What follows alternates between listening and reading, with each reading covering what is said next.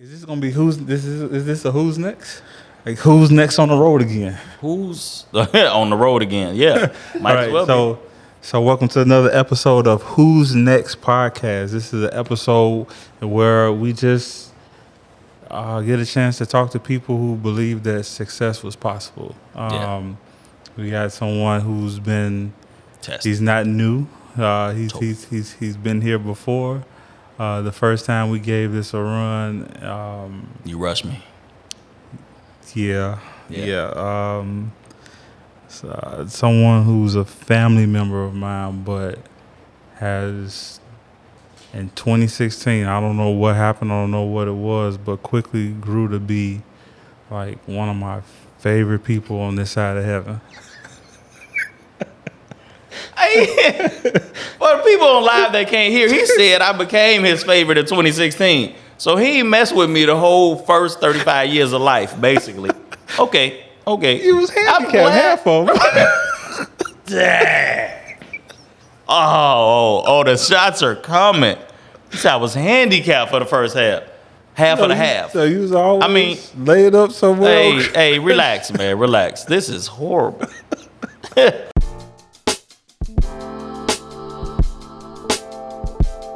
But I'm glad in 2016. I know when it was. It was April 9th, 2016. Is that when I became a client? April 9th, 2016. I feel like that was the Women's Expo. Yeah, it was the Women's Expo. Ooh, so it was when I became a client. That's how family do you. They don't even like you until you become a client of theirs. Oh my God. Okay. But the truth.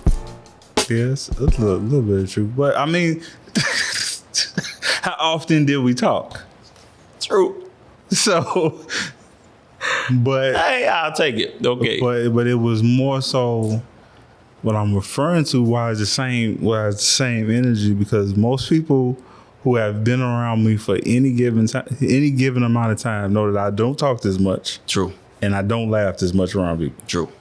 It's like a sense of. It's like a battery charger when I come around. Yeah, that's why the people need to see you. I feel like we need a wider shot on that live, but then we're gonna lose the mic. But it's all right.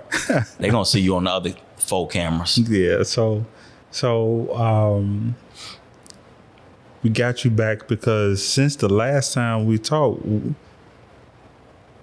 since the last time you was on Who's Next, at that time, did you had already do exactly what you're doing now, or was that right before? Right before. The last time we talked, I still had, which the people if y'all can't tell, we're in my studio now versus his studio. The last time I was still sharing the studio, but it's mine now. But I think everything else, for the most part, was the same. Was you full time? The name. Were you completely full time? I feel like, I don't know. Maybe I was, maybe I wasn't, but I am now. Right. We can focus on that. Right. You're in a different headspace. Yeah. A different headspace. Different. Yeah, more stress now. Different journey. Yeah. More stress. Yeah. So, is it the stress of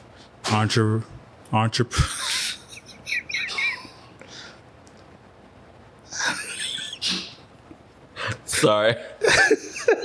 we got the cameraman going crazy in the back. Is it the stress of entrepreneurship? Is it the stress of change? Yeah, all of that.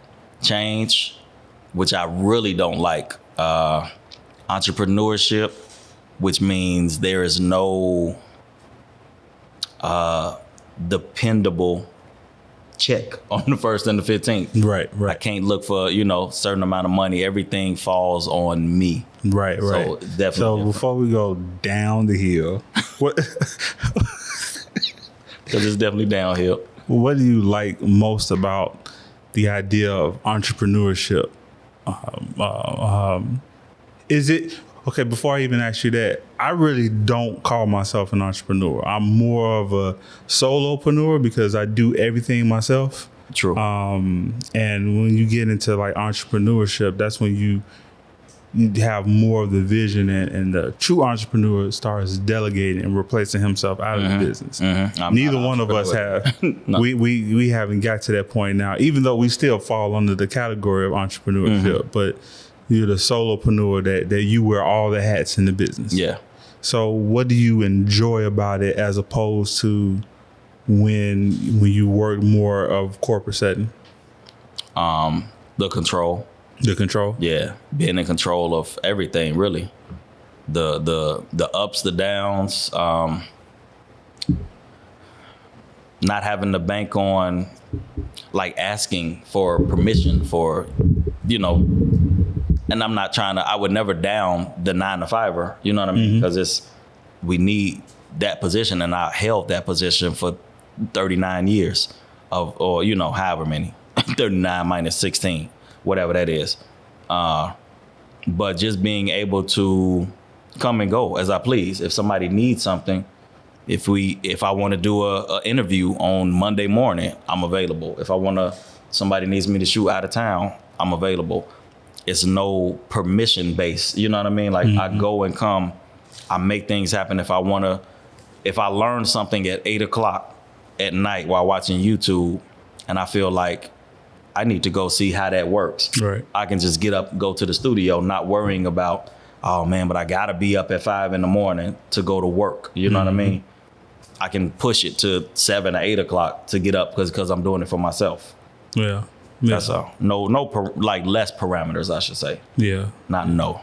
So at the time of this recording, we're at the middle of 2022, and a lot has happened in the past 2 years. And for the most part, like we're getting over that hump, like to some type of normalcy.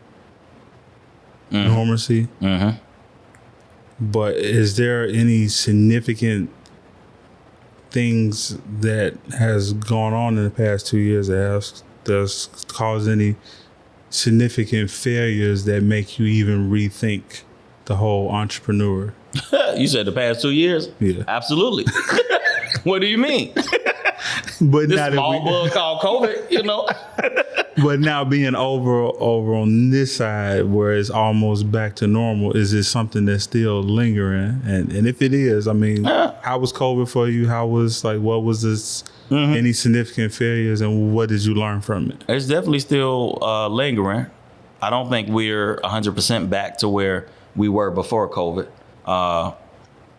You still got, half the people are, I'm not even gonna say half, let's say maybe a quarter of the people are a little iffy, a little when it comes to big gatherings and stuff like that. So it's still slightly, you got people who might have done, including myself. The mask mandate was lifted, I think 2 weeks after my birthday. So even me, even though we were right on the cusp of being out of it, so to speak, I didn't do a big 40th birthday party. You know what I mean? It was like, happy birthday, by the way. Well, yeah, thanks.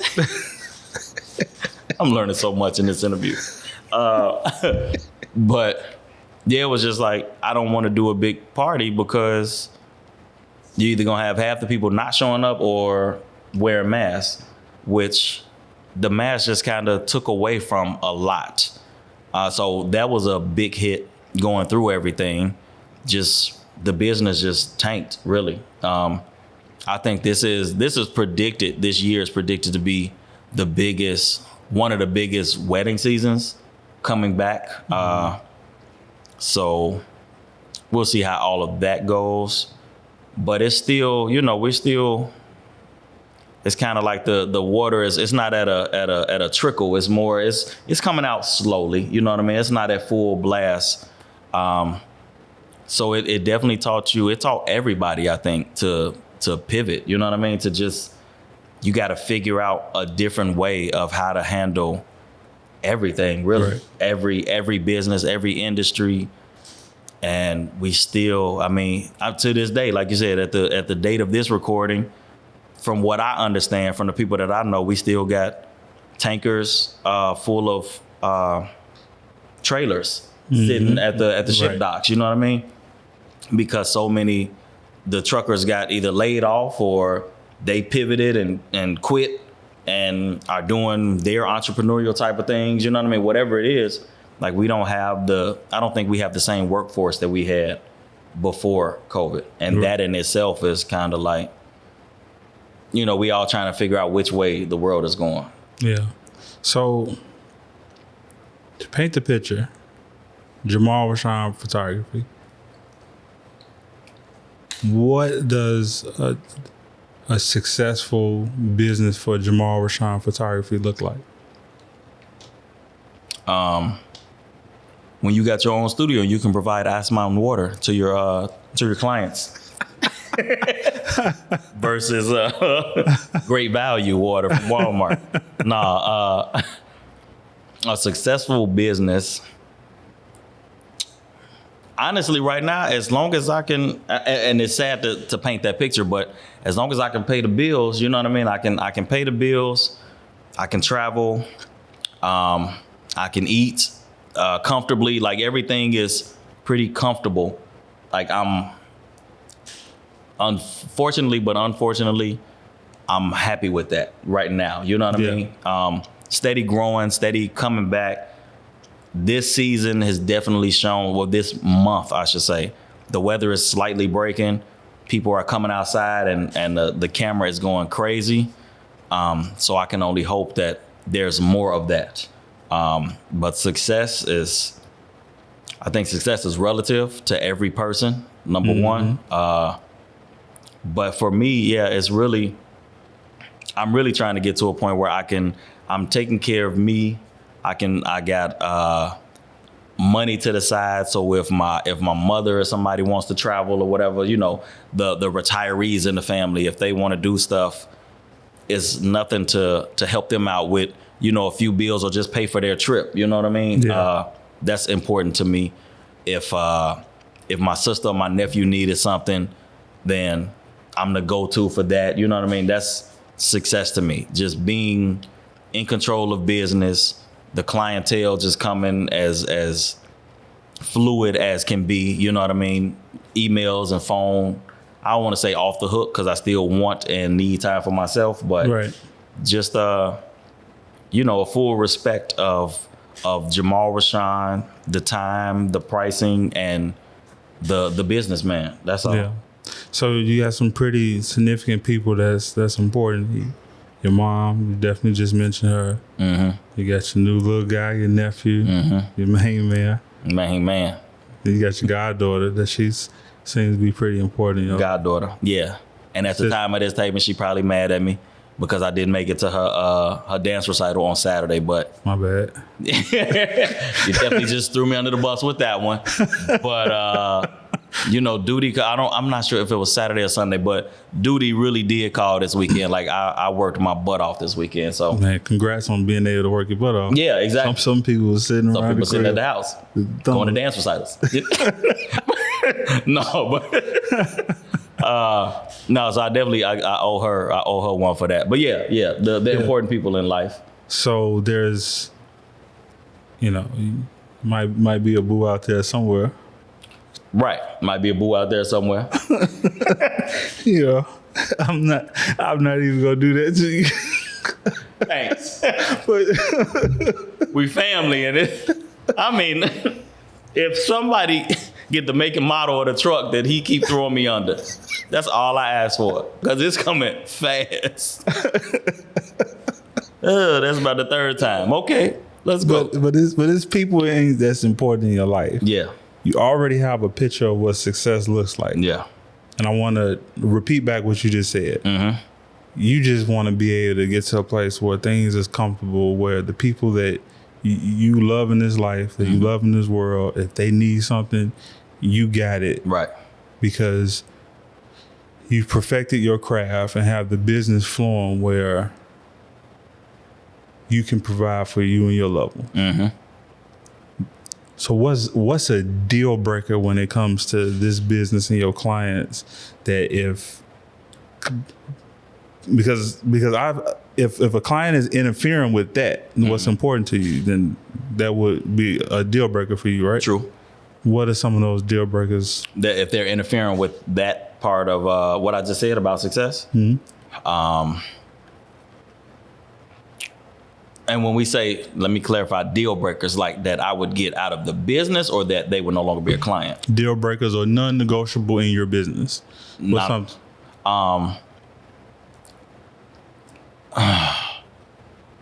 don't want to say non-negotiable,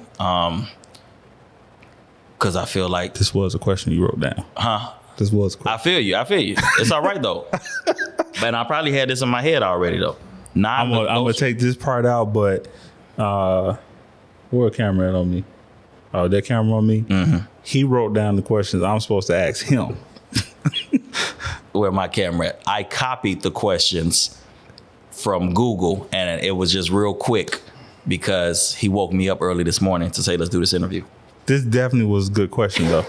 I appreciate this because I wasn't expecting to be on camera. I'm not dressed for it. And we adding a lot of stuff out of here. Nobody's ready for this. It's okay though. We doing it. We winging it. Right. That's right. And I'm sure I did it because I like that question and it sparked my brain. A non-negotiable is really just disrespect. Like, yeah. And I mean disrespect in different categories. Like, don't disrespect my time. You know what I mean? Time is huge in the photography, videography world. Yeah. And when it come down to, but that's why I say that one has a asterisk by it, because when it comes down to it, if you're late or something like that, or you BSing my time, then you have to pay for it. Yeah. You know what I mean? But if we get to that point where, like, if you come in here and you got a 1:00 appointment, but I got somebody else scheduled at 2:30, and you show up at 1:45, yeah, I'm gonna give you the greatest $400 15-minute shoot you've ever had. And that's what you get. You know what I mean? So it's non-negotiable because you're not gonna make me look bad. Right. Like, I can't pass the buck to somebody else because you disrespected my time. So it's non-negotiable at that point. Or I'll just tell you, it's done. You know, yeah. That deposit is lost. It's time to go. Yeah. That's something I wish I would have learned earlier. Like, I got started in my business young. I was in high school. I was cutting in the classroom. Yep. You know, I was, and I wasn't even supposed to do hair. It was that I was cutting hair so that I can go, when I was in college as a music major, I didn't have to work out of the dorm. I can go work in the shop. Gotcha. That was what the goal was. Gotcha. But being in this industry just opened up new opportunities that I didn't even know existed. But coming from my background and I don't know if we want to go down that road of what I didn't have, you know, growing up and who wasn't there. You know, regardless of what it was, I didn't have anyone to guide me on the business part. So the business and what I did merged itself so much to the point where all I knew was that I had to cut. I had no boundaries. Right. Had no boundaries. I had no concept of ideal client. Had no concept of niche market, niche services. I just did whatever came in and just going, and that was cool until my first was born. My first son was born. And it was by no means necessary was he ever going to be in a position where, you know, he wanted anything. Right. I was going to make sure that he had what he needed. May not be able to do everything that he wants to do, because if he's my son, then I know he's going to have expensive taste when it comes to gadgets and electronics. I already knew that. I already knew that he was going to go crazy over the movies and want to go to the movies every single week. And had already planned that out. Like certain money he's going to need. Gotta go. So I just worked by any means necessary. And unlike what you're talking about, by me not having boundaries, I was at the shop all day. Mm-hmm. Many times not doing anything because in the beginning of my career, slow. I'm one of the youngest persons in the shop, and just the growing pains of growing a business and growing a clientele, and fast forward without dragging out, like it's worn down my body to where I feel like I'm aging faster than what I should because I didn't have any boundaries. I didn't have no non-negotiable. Everything was negotiable. So a client come late, I'm still gonna lace them. Yeah. Even though now that's pushed me back behind 15, 20, 30 minutes on the entire day. The rest of the day is off. Yeah. Yeah, because no one taught me that part of the non-negotiables and having boundaries in the business. That's because father figures are important.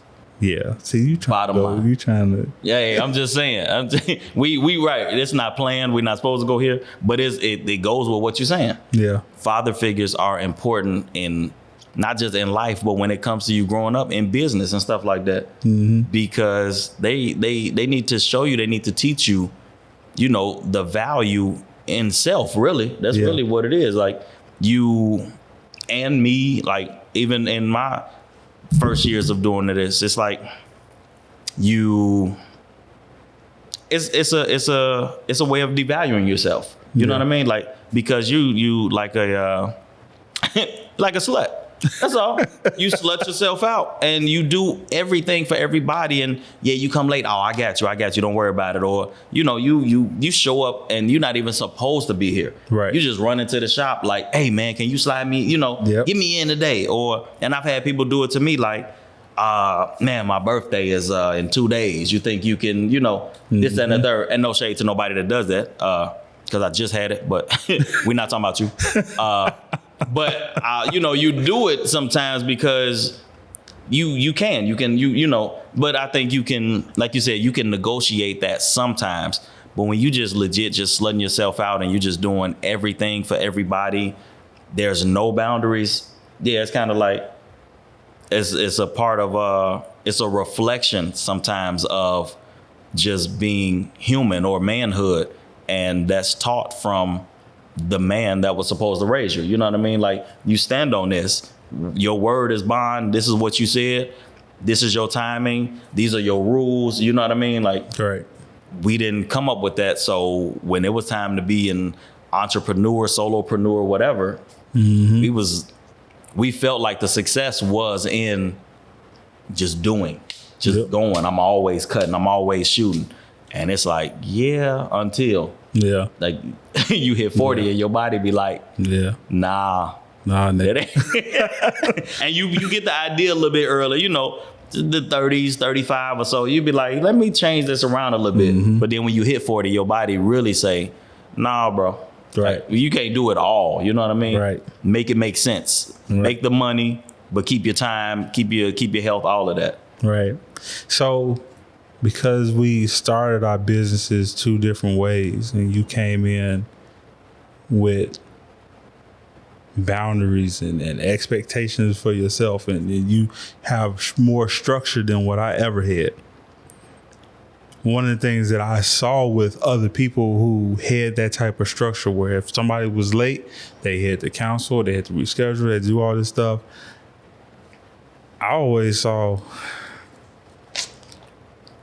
that was missed money though. All the time.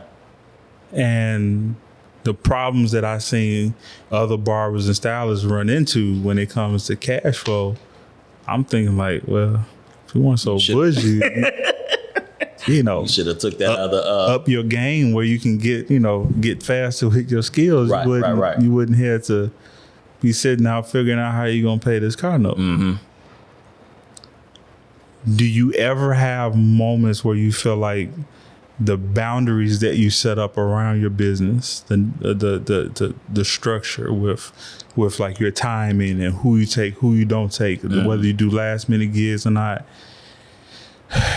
do you ever miss out on opportunities, and does those missed opportunities create doubt, and how are you managing that?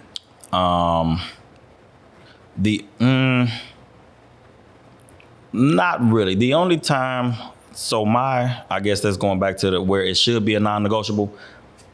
The only time that I have the doubts or where it bites me in the butt is if it's, which I only do it with like a returning client or somebody that's a friend or a close friend or family member, where I'll put them in the books without a deposit.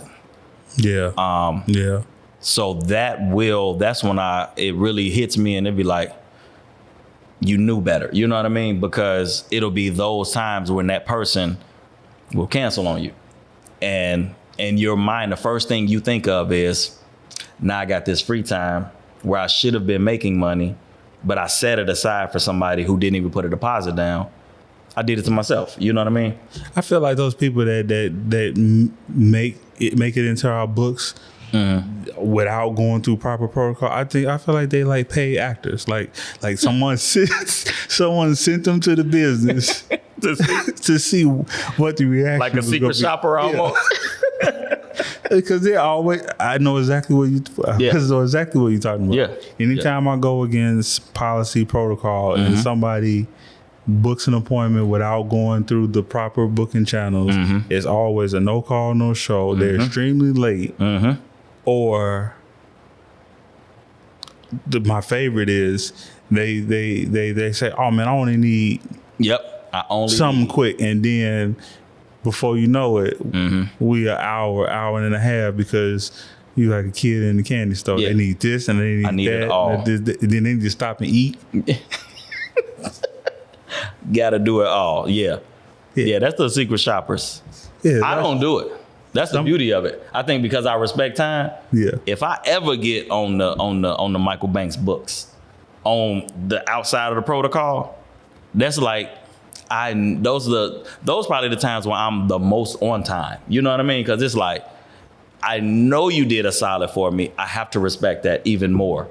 But I the same way. I think you got to grow into it though. You know what I mean? Yeah, I think you know a little bit about the other side of me too. Yeah, that part too. That part too. And I don't want all that attitude. But like, I just had it this past weekend with for a friend of mine. I'm gonna do the prom, but it was like, all of my proms, I put it in there one location, because there's no need for me to go. If there is a need for me to go to another location, you just have to pay for it. Right. But you can't book the same price for a prom, and I'm doing, for one location, and I'm doing two. Right. So immediately, plus if you do two locations, once you get to that other house, you've already done this kid's and all of his family. When you get to that house, that kid's family going, oh no, because that's my godmother drove from out of town, and that's my favorite auntie. Well, we got to get a picture of my cousins, and then it starts building. So it's like, now it shows in my face because I got an attitude. I'm barely clicking the camera, like, yeah, whatever. You know what I mean? And I don't want to give that type of garbage customer service. So off the top, it's just like, I told him up front, hey, I'm just letting you know. Even though you my people, you're not giving me a deposit, but if it comes down to it, it's gonna be more. Perfectly fine with it. So you have to, you can love those, but then you have those that want to go against it. Yeah. And it's like, how can you even fix your mouth to go against it or have a problem with it? Yeah. And I'm giving you so much more. You know what I mean? Like the client that comes in late, oh man, I swear I just need a liner. Just line me up real quick. Right. And then they sit down and be like, but man, can you taper the side and the back for me though? And then it turns into, man, just knock the top down just a little, Then they got to tell me about what happened the night before. Right, now you want to talk. And I damn sure don't want to talk to you. You know what I mean? Like, and that's even in my industry, like and I've done it before, if you show up late, and I haven't put that parameter, that's one of those, I haven't given you the non-negotiable. So I don't even feel right as a businessman if you show up a half hour late and I haven't told you what the late fee is. Right. Then I can't put it on you when you show up. You know what I mean? It's like, So now you walk in the door and I'm just like, I don't care what kind of traffic you ran into. I don't care what your baby was doing. I don't care y'all had to change clothes. I don't care about none of it. I'm sitting here, I'm on the stool with my camera in my hand, and I just want you to get in front of the backdrop so I can click, click, click, click. I really ain't got a lot of personality for you. It's just like, bruh, shut up. You know what I mean? Like, take this headshot and keep it moving. But you never want to be like that. You know what I mean? So Right. I think that's where you have to be strict with the rules and regulations. Yeah, yeah, and you know, we definitely want everybody to know that business is mostly good. We just talking about the real stuff. Absolutely, happens yeah. in business. Business like, is Business is great. Being an entrepreneur and solopreneurs are great, but there's downside. You got great clients that come in and see you. You know, I got amazing clients that come in. You one of my favorites. Absolutely, I appreciate that. Remember that when the prices go up. No. And that's another thing too. If you love your entrepreneur or your solopreneur or whatever, pay the price. Right. Is that simple. Don't look for the hookup. And it's always the family and the friends that want the hookup. Yes. Like, how do I have complete strangers that'll pay the price and overpay? Yes. They tip amazingly. But the people that be so close to you be like, man, can I, well, look, can you just do it for, no, I can't. I can't. I'm sorry. I love you, but if you respect me as a businessman, or whoever it is, your nail person, your hair person, your photographer, your whatever, I don't care who it is. Hell, if you respect your Amazon person, and you see them every day because you just happen to be sitting on your porch, give them some water, give them a couple dollars. Like, you know what I mean? Like, show appreciation. And that's why I think we getting so far away. That's why the world is changing, because customer service is just going downhill. Yeah, is going all the way down. And that's why people don't want to work for jobs anymore. The job make you feel unappreciated. Then you work in an environment where you talking to people all day and they slightly hate you. You know what I mean? So it's no customer service. We feel it on this end. They feel it on that end. And everybody just quitting and living off PPP loans, I guess. I don't know. It's just where we at. Speaking of PPP loans, what's the most significant achievement that has happened in your business since the pandemic? That's the transition. The PPP loan transition us into the most significant. Because you didn't build your business off PPP loan. No. You actually got a real business. Yeah. That's going to be here before. That was here before PPP. Yeah. Here doing PPP. And after. Damn sure going to be here after. Yeah. But if Mr. Joe Biden ever sees this, I mean, I wouldn't be against another one coming. If he want I ain't hating or nothing. But what was it? The most significant achievement? Yeah. Hell, one of them was just getting a studio space. Honestly, I was so excited, because you go from when you call yourself a photographer, but you don't have a place, you know what I mean? Like, people are like, oh man, okay, so where's your studio? And you like, well, you want to shoot outside? You know what I mean? Like, that was my go-to, but we in Chicago, so it gets cold. So you can only do that half of the year. So it's really like, man, let me try to find a space. Let me use another photographer space, but then I got to go off of their timing, or let me rent a space, which is now cutting into the bottom line of it all. So absolutely, having a studio was like, I walk in and it's not a grand, 2,000 square foot, whatever, but I love it. You know what I mean? Because it's mine, and it's just what it is. You can get busy in this room. Yeah, absolutely. It's way bigger than my space. Well, you bougie. You can get busy in this room. I've done I had an amazing time shooting the actress Brayley Evans a few years ago. Nice. I had an amazing time. And it was really when I first started, but it was still an achievement to me because I really didn't know nothing, but the pictures turned out amazing at a Kirk Franklin concert. And he is just a ball of energy. We know what he brought to the gospel game. A ball of energy. Like, I would love to get back and shoot another one of his shows. But yeah, that's it, man. I guess I feel, and I honestly feel an achievement every time I buy a new camera because they not cheap. They absolutely, you know what I mean? When you buy new equipment, it's like, yeah, people wonder why we charge so much. The cameras and the lenses are ridiculous. So anytime I can go in there and drop a few thousand, then that's an achievement because I feel like I can only do this because I've made this. You know what I mean? Right. It's time to, you upgrading. Yeah. So that's definitely it that I can think of. Some other people probably got some other stuff they can remind me of, but that's all I can think of now. Yeah. That's dope. So it's a lot of people who I know that come into my business that you probably come across too, and those that may be listening or watching this, they have a business, they have a side hustle, they have something that they're doing, but they also work a 9 to 5. They also have a corporate job.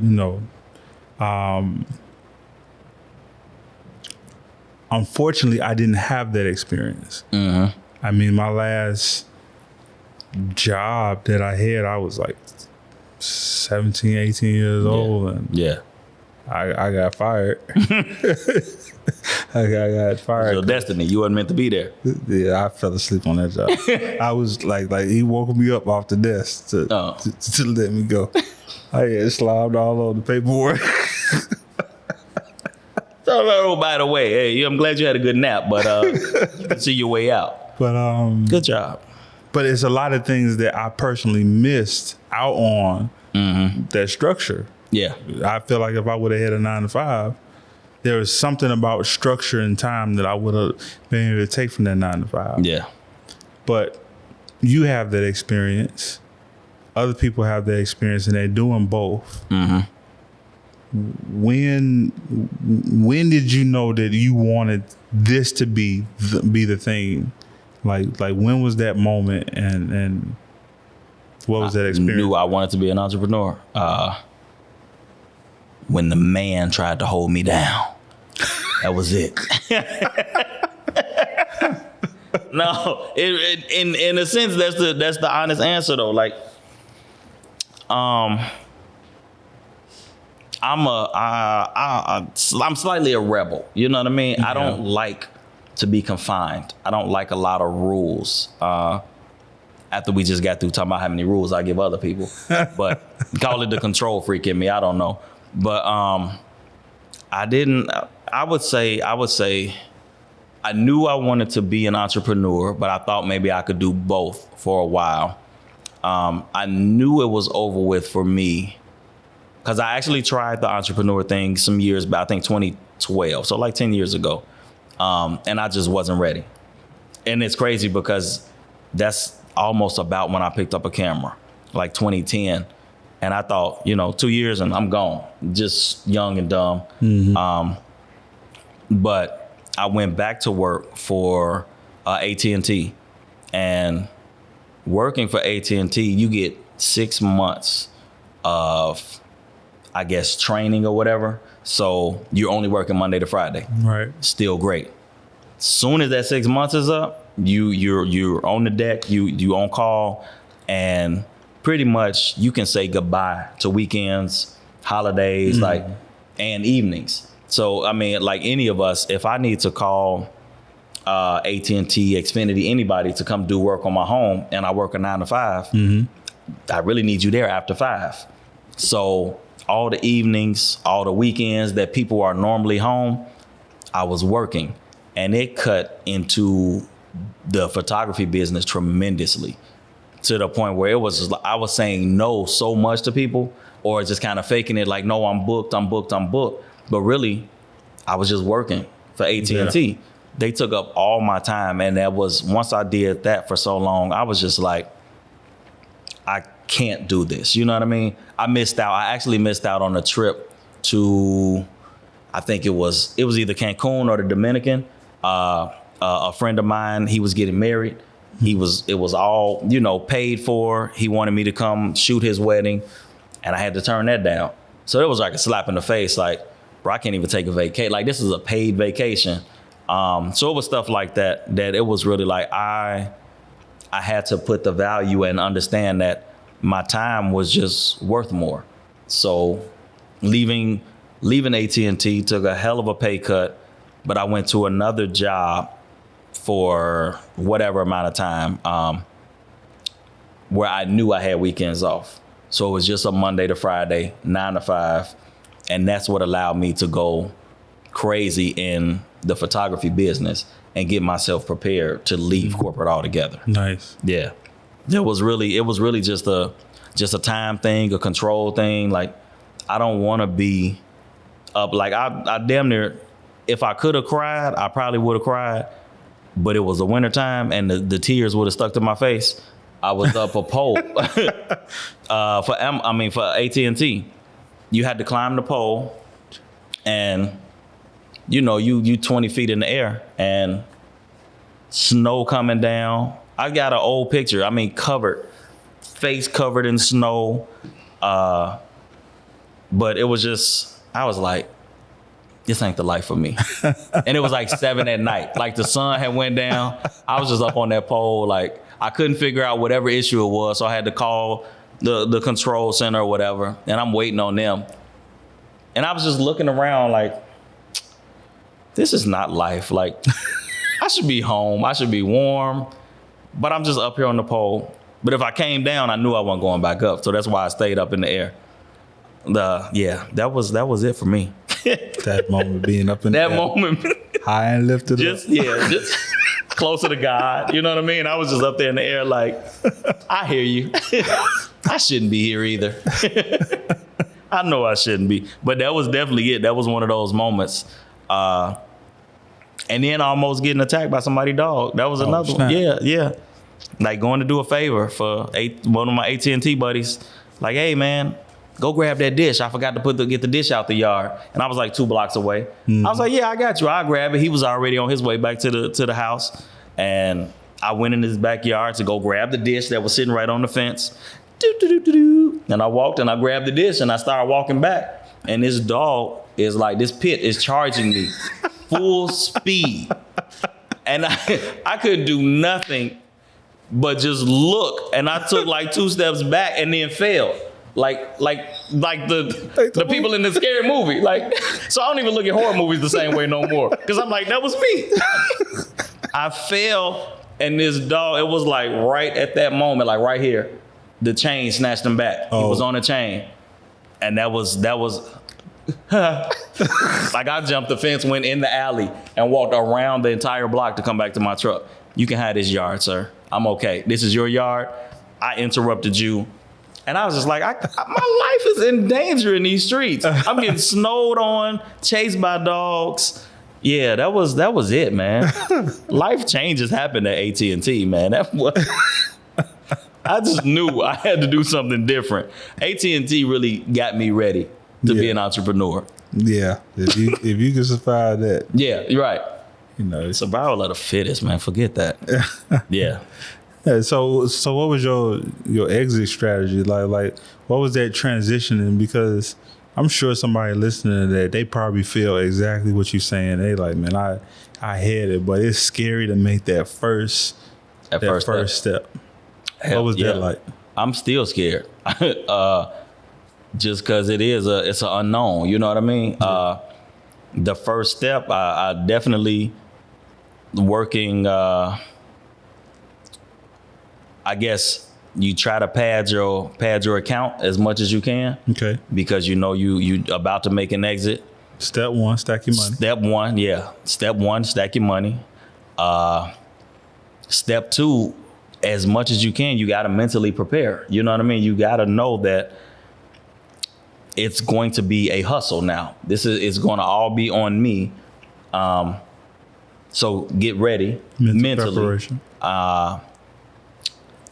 And third, strategy. You know what I mean? You got to have 3D out of strategy. put some type of strategy in place. How am I going to, whatever it is, if it is photography, hell, if it's being a barber or a stylist, whatever it is, if it comes to the, what do we call it, like the Christmas season, and you feel like the money is going down, the clients aren't there, like you gotta have something that you put in mind earlier in the year that this is going to be my strategy for the holidays. This is going to be the Black Friday sale that I run. This is going to be, you know, whatever it is, you have to come up with strategies to make sure that you keep your name out there. You let people know, like, yeah, I know, you know, we all, or let's say gift cards or something like that. You know, you come up with different things to be like, maybe they're not coming to me now, but if I offer these gift cards, they can buy these for the holidays for somebody. Yeah. And then, you know, here they come using them in January, February to bring that money back in. You know what I mean? You got to come up, you got to have your strategies in place. So yeah, that's probably the top 3 things for getting prepared to get into this, and, you know, the entrepreneurship. Yeah. So fast forward, you got into the industry, things are going well enough where this, you know, the photography became a thing that became the dominant source of income. Yeah. And once that happened and you got a steady place, we talked about it before, one of your achievements is having your own studio. How did this place, like, how did you pick this location? It was cheap. Bottom line. I ain't really got no more answers for you on that one. Keep it plain and simple. I live, about 35 minutes from here. But nowhere around where I live offers the tall ceilings, the square footage, for the amount per square footage, you know, the dollar amount. This is about 400 or 500 square feet? This 560. 560? My space is less than 200. Like 190. Yeah. Yeah. Nah, that's all I was finding too. And at least your space, you have ceilings though. You know what I mean? Yeah. They do give y'all the high ceilings, but in that room I'm in, remember my first room didn't have. Oh, you're right. Yeah. I'm interested. Right. So you got to a room that had higher ceilings. Everything by me is like office space. Yeah. 8-foot ceilings, maybe 10-foot, but even the dollar amount per square footage is ridiculous. But you come down, you know, further into Chicago, they got all these industrial buildings and they offer, you know, these different spaces, different size spaces for whatever you need. And this building is filled with, you know, I think other photographers, ceramic, whatever, creators, sculptors, painters, like it's all type of stuff in here. All type of creatives. Yep, all type of creatives. Any barbers or stylists in here? That I don't know. I don't think that I've seen any. It could definitely be used for that though. Coming into, you know, this space. I don't see why not. They don't put no type of parameter on what you can or can't do. You know what I'm saying? Got any water? But then, right, that's what I was gonna say. You probably need like water and probably not to blow their fuses with like dryers and stuff like that. That I don't know. So, man, I want to ask price so bad. You thinking hard. Save it to after. Pin it to, we can talk after it's all done. You distracted me. You thinking about your own business. Got lost on the questions I'm supposed to be asking you that you told me. Oh my God. And you go there's another truck. It's on the highway today. So we got the space, the dope space, and the deciding factor came down to your overhead costs. Like it didn't cost. It gave you what you needed to solidify your business without knocking you upside the head with the overhead. In the overhead, yep.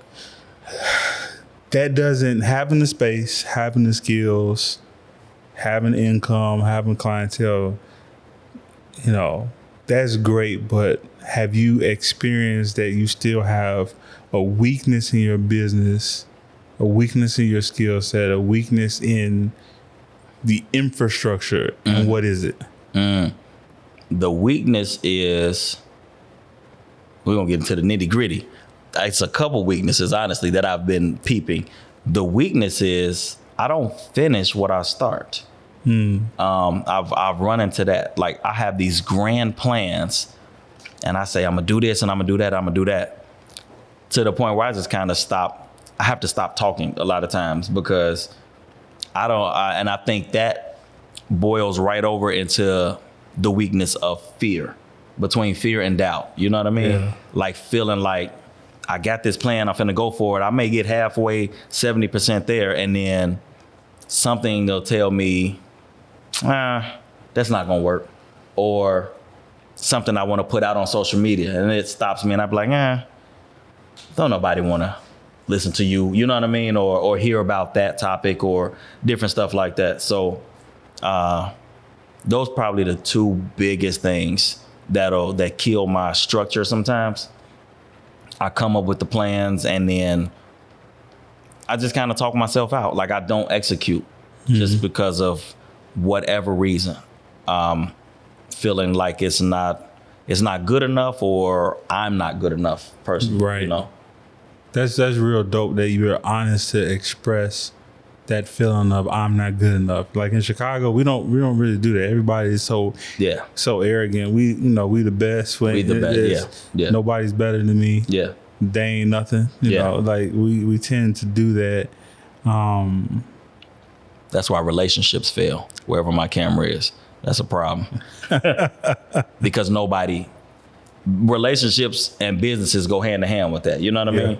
If you not, I don't want to say man enough, but kind of in that sense, if you're not man enough to admit mistakes or admit that this is a weak point for me, then you're automatically gonna, not automatically, but you're doomed for failure. You know what I mean? You're heading in that direction, whether you're talking to the spouse or to a client. You know what I mean? Because you feel like you're the expert in that. You may be talking to somebody, and I take advice, I take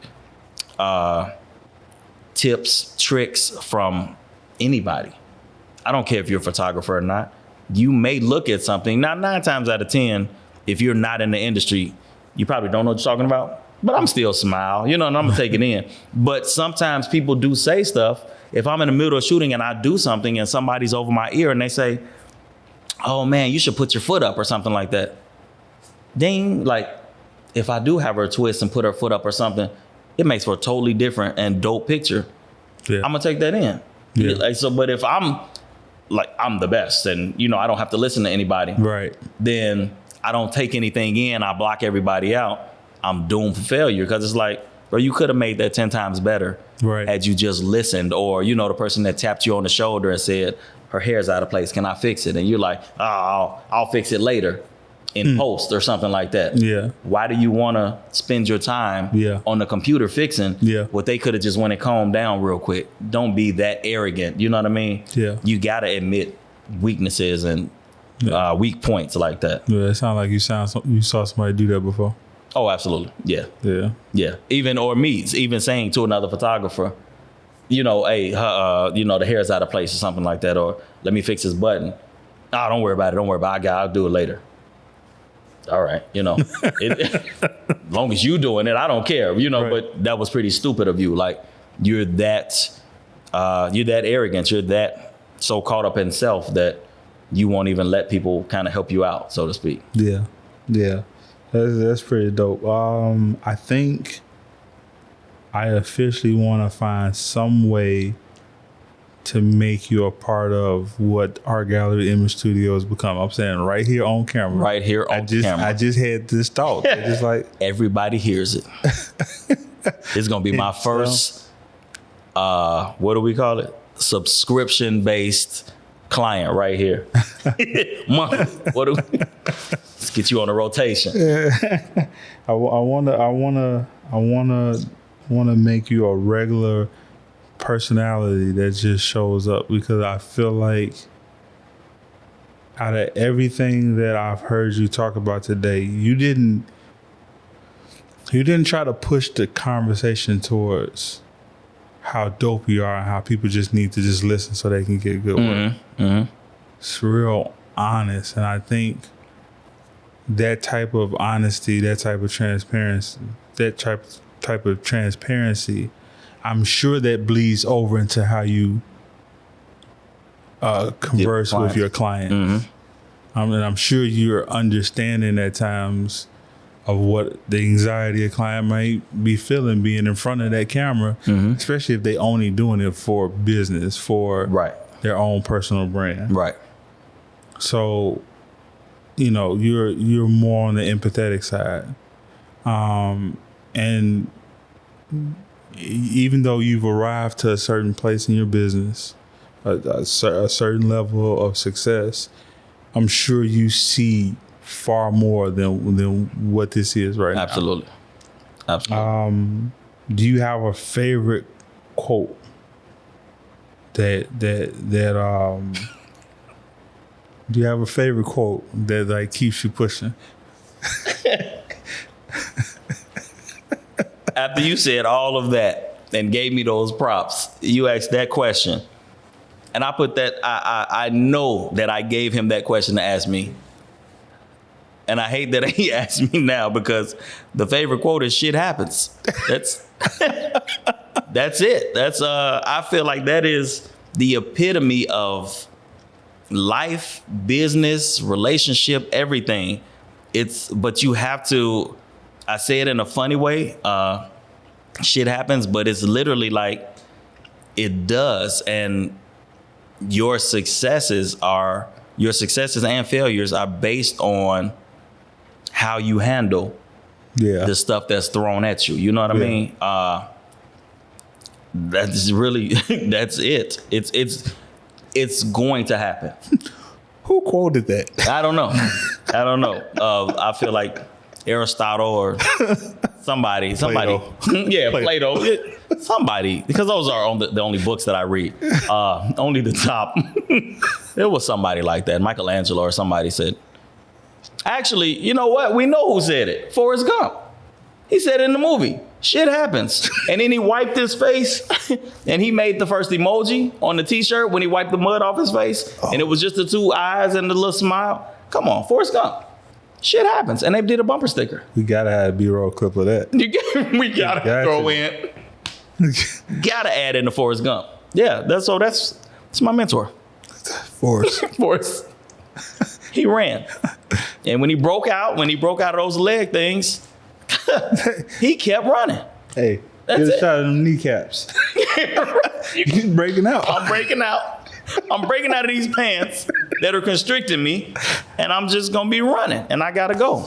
But he never stopped running from that point, and he did amazing things. Hey, and I know it's true. You got that booking link up. Right, exactly. See, it's the little things. It's the small things. Go to the site. It's at the top. Yeah, it's over there. It's multiple times. I saw it. Yeah, if nobody knows, this is my motivation for doing everything. Even this interview. He pushes me.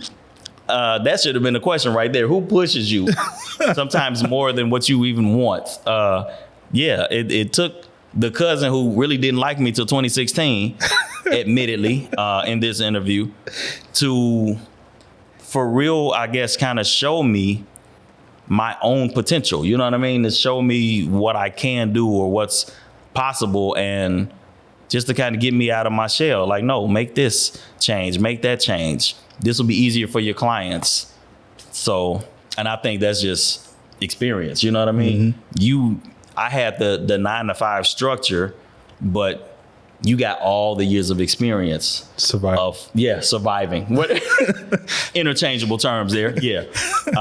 And I feel like that's where I am now, just surviving. But yeah, it's good to have that though. I mean, and I love it. And that's probably why I pay these highest prices, you know, when it comes down to coming to get a not that high, not yet.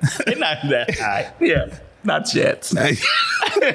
But that's why I pay the high prices, because it's more, but that's a beautiful thing in entrepreneurship, is because it's an experience. You know what I mean? Yeah. You don't have to be the best. Right. And that's what a lot of people think. And even me a lot of times, and I have to talk myself out of it. And people tell me, you have to be good, but you don't have to be the best. Like, they'll say, you're funny, or you got personality, or you make people feel good. That's why they keep coming back to you, something like that.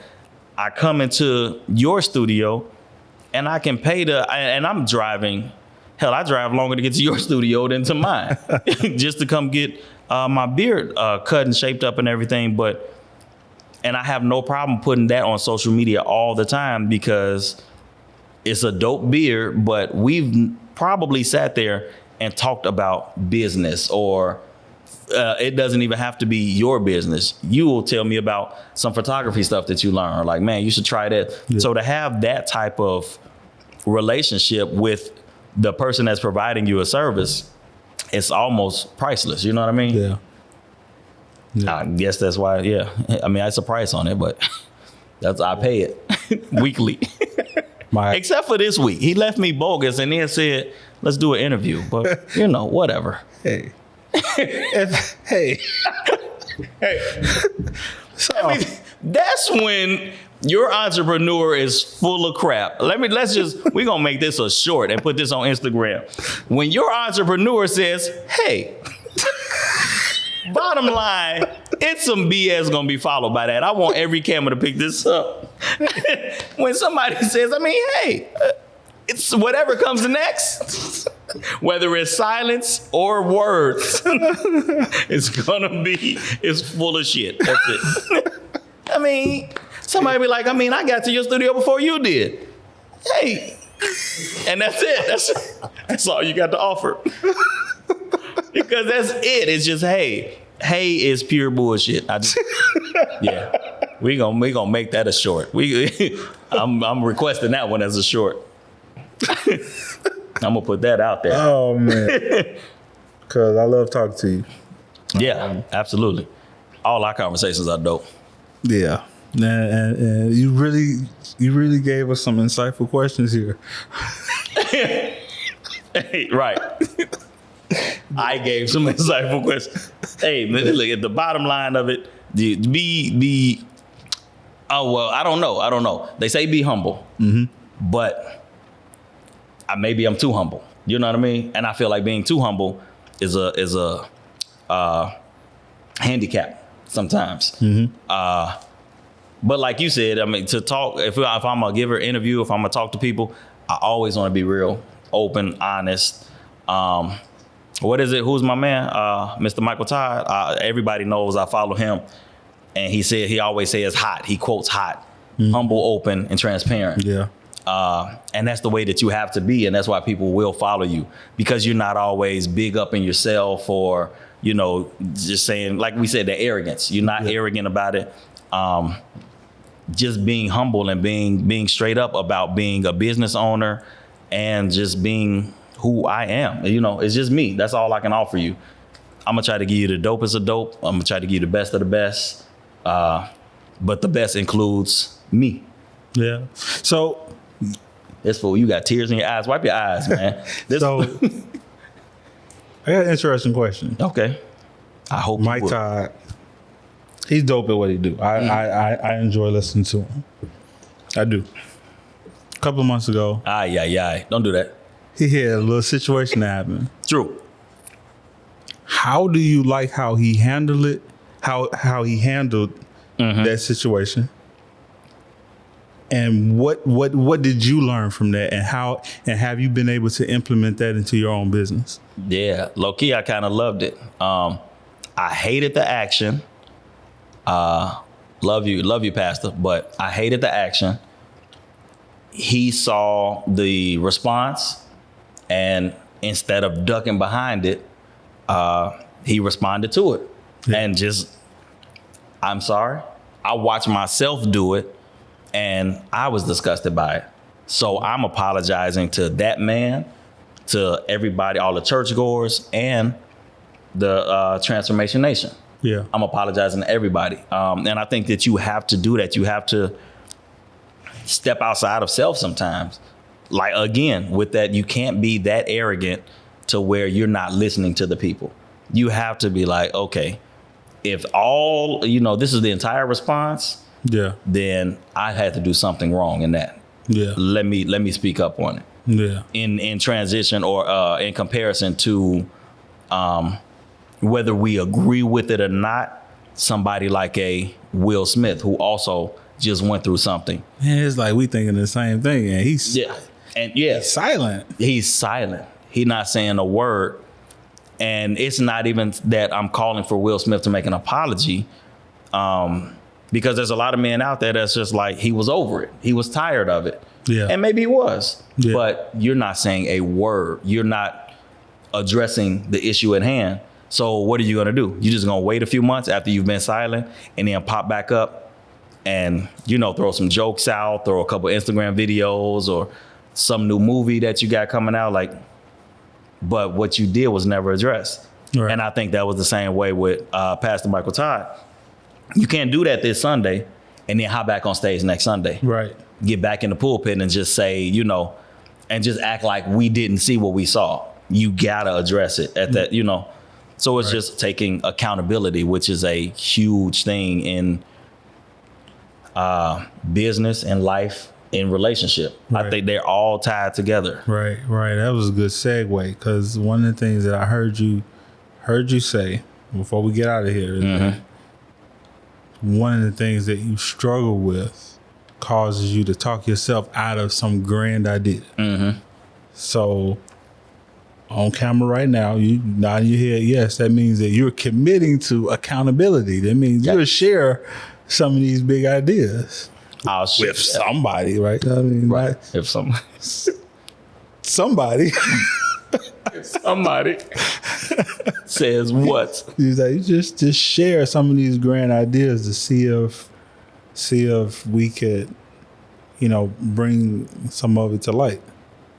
Yeah. I can agree to that. I have one grand idea. I thought I was one of them. Yeah, I thought I was going to be the guru of what do we call it? Photo booths in Chicago. Okay. I wanted to have this grand photo booth business. Not necessarily that I was running all around, but that this was under the umbrella of Jamaal Raushan, but it was just a secondary part of it, to where I offer the mirror photo booths, the standalone photo booths, the 360 photo booths. Okay. What is a photo booth for those of us that don't know? What do you call it? Like instant pictures, basically. A photo booth that you see at a wedding or some type of event or whatever. And like I said, you got the different ones. The weddings will have the more elegant ones where it's a photo booth that you may go into, or the big mirror photo booths where you just stand in front of a mirror and it takes your picture. Just different things like that. And a lot of people are familiar with the 360 cameras that kind of just took off out of nowhere. So I just kind of thought, like, man, if I buy one, let it pay for itself, use the money, buy another one. Right. Let it pay for itself, you know what I mean? And just keep it going until I got to a point where I could kind of relax and then collect profit. Okay. So what has to be true for the first photo booth to happen? I got to get out of my own way, wipe off the $3,500 360 booth that's sitting in my living room, that's been sitting there for like 8 months, and put it to use. What has to be true for you to do that?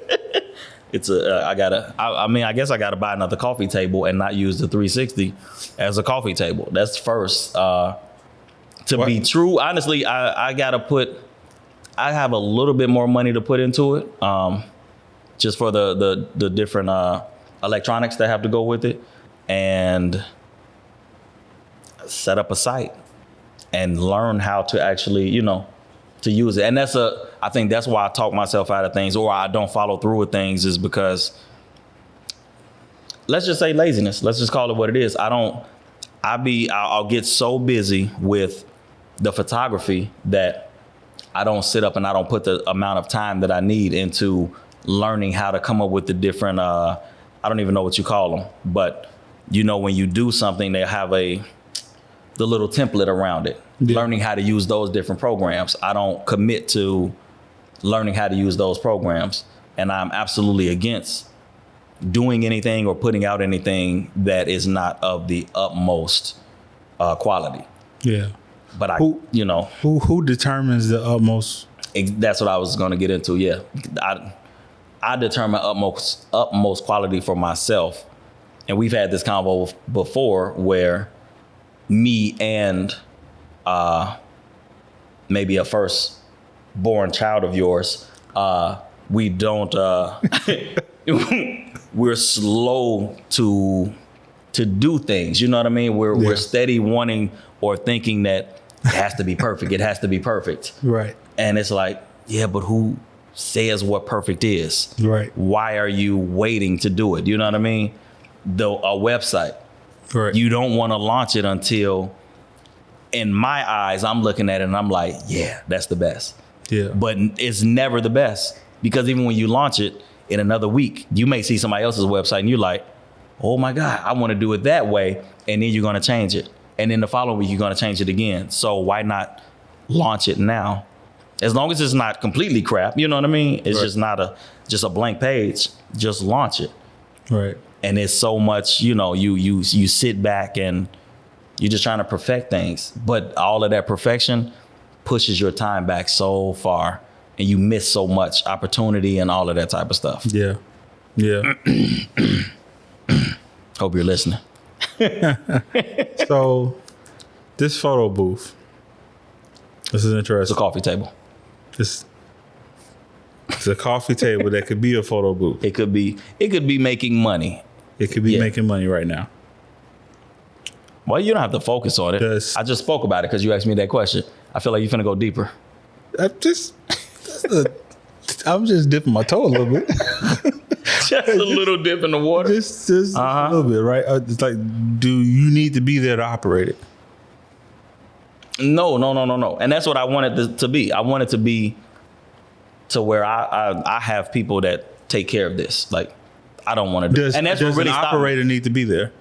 Yes. Operator does need to be there. How much experience do they need? Probably not a lot, honestly. I need to learn it and then teach them, Right.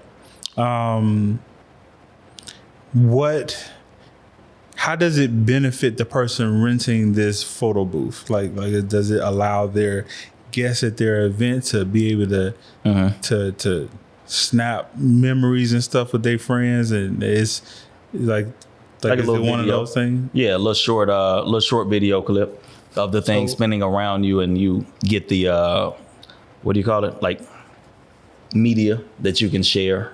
Yeah. So it allows them to stunt online. Yeah, exactly. That's all. Yeah. Put it on your Instagram, your Facebook. Yeah. So if it's for social media and people see it on social media and they're taking advantage of this thing to take social media shareable content, where they're going to put it on social media, right? Yeah.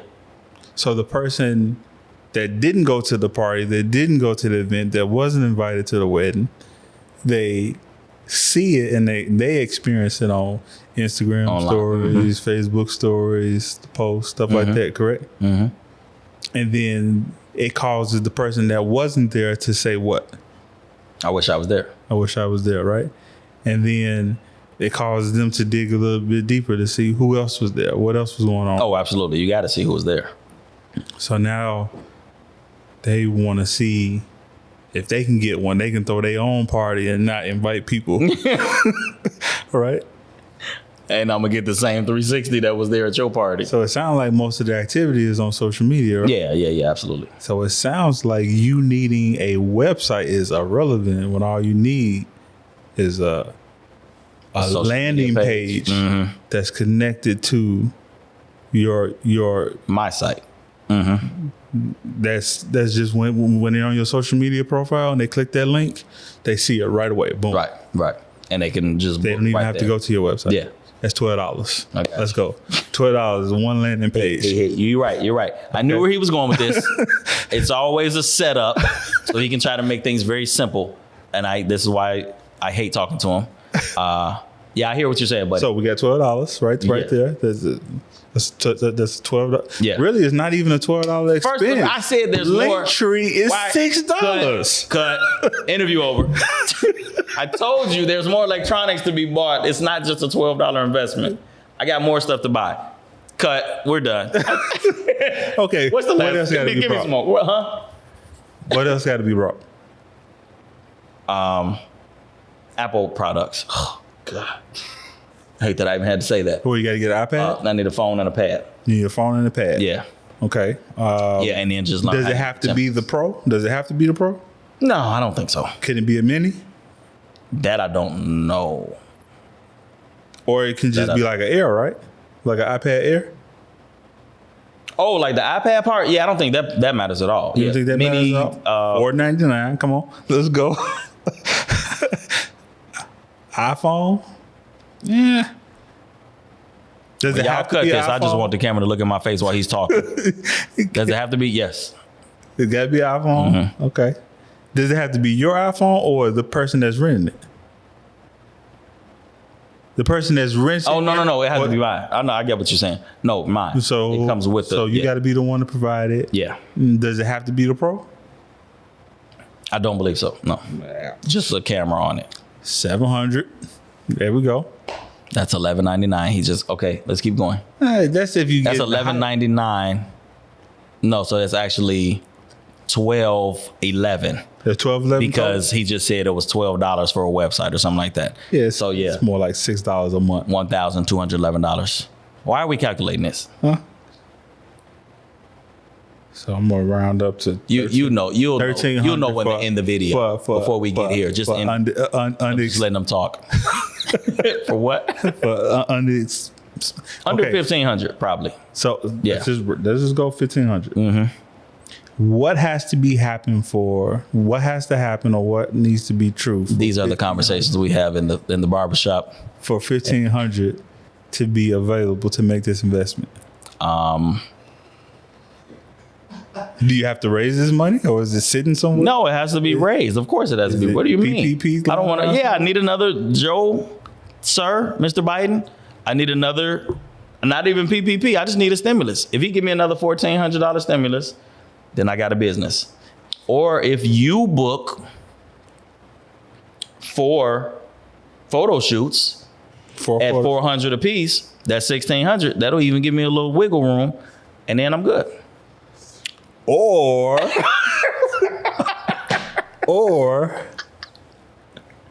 you can partner with somebody that's invested because you can't be the one delivering all this stuff all the time. No, absolutely not. I got other stuff. You got other stuff to do. Yeah, that's what slowed me down. Yeah, so you can't do this all by yourself. No. So we can strategize on that later. Like who would be a good fit to partner with you to make it happen. To make it happen. But to rent this machine, right? To rent this time machine that captures these moments to make people jealous. It's the jealousy machine. It's definitely a jealous machine. Yeah, jealousy. How much does at this time of recording? At this time, right? And I need to do a little bit more digging to make sure. But I was looking at $200 to $250 an hour. I don't know if that's the common, the average going rate right now. Because I know a lot of people got into it and watered down that whole industry of 360 real fast. But yeah, somewhere around that. Let's say $200 an hour. $200 an hour. Why do we have calculator out? Why don't you have questions? Strategy. There's a question in the chat. You got a question? Yeah, from Ahmed. I'm not going to try to pronounce That's all right. I know it. It's what is it? How much does that mannequin cost? And what kind of clothes you suggest putting on it to be part of a live audience?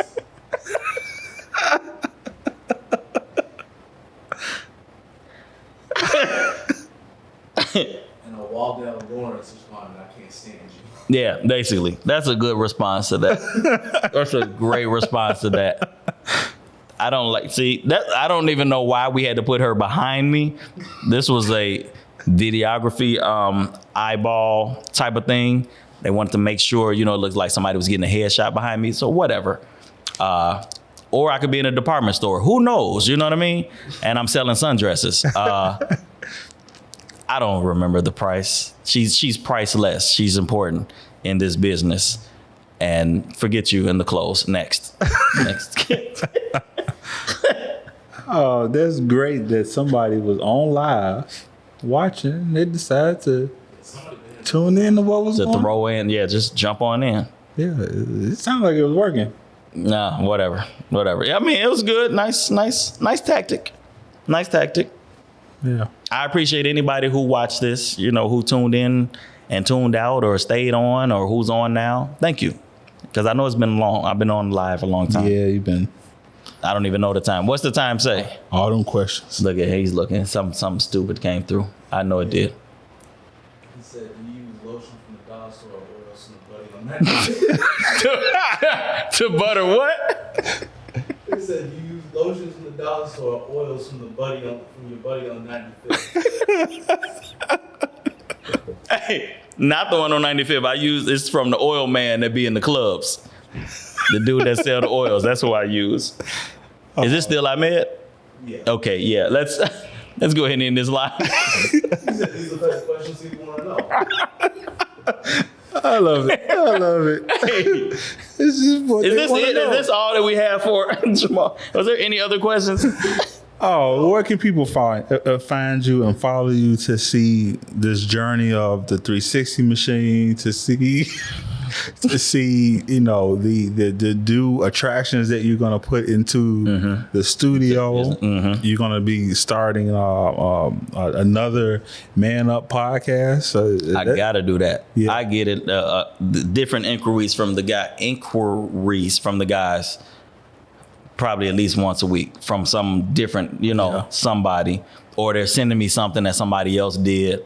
But they're all basically like, we need that. We gotta get it together. And I just told somebody, it's really just, I get so focused into the photography that my mind doesn't, open up to, cause like my week is the weekend, like Thursday to Sunday, roughly 9 out of 10 times I'm working, shooting. And then when it comes to Monday to Wednesday, Thursday, I'm editing. Yeah. So it's like, I don't really think about a lot of other stuff.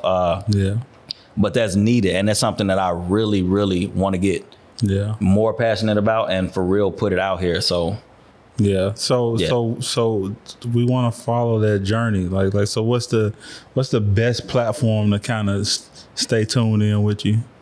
I try to share equally. So on Facebook, you got Jamaal Raushan Photography. On Instagram, Jamaal Raushan is Jamaal.Raushan, but you can just type it in JAMAALRAUSHAN.